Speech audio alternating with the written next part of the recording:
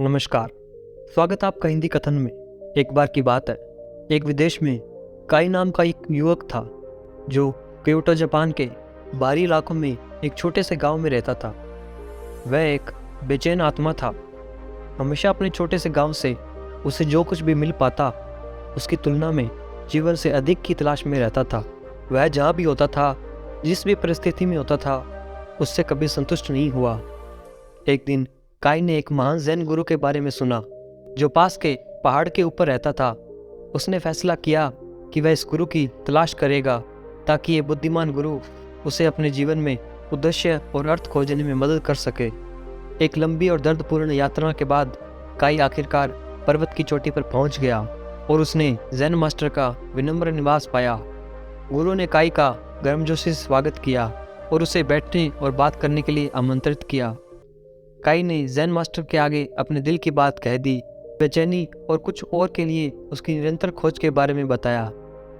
Master ने धैर्य से सुना और फिर काई को चाय का प्याला थमा दिया।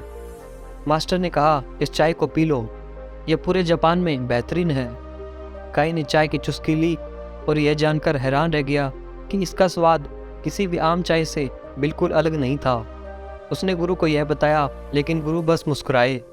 मास्टर ने काई से कहा, तुम समझे, चाय महत्वपूर्ण नहीं है, महत्वपूर्ण पीने की क्रिया है। इस क्षण में उपस्थित होने और आपके सामने जो सही है उसकी सराहना करने की क्रिया है।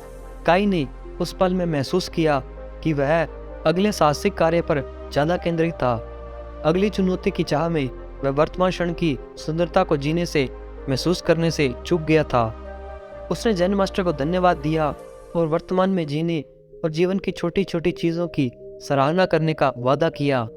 जैसे ही वह पर्वत से नीचे उतरा, काई ने खुद को इतना हल्का और अधिक संतोष महसूस किया जो इतने वर्षों में उसने कभी नहीं किया था। उसने महसूस किया कि सच्ची खुशी और अधिक पाने में नहीं, बल्कि जो पहले मौजूद है उसकी सराहना करने में है।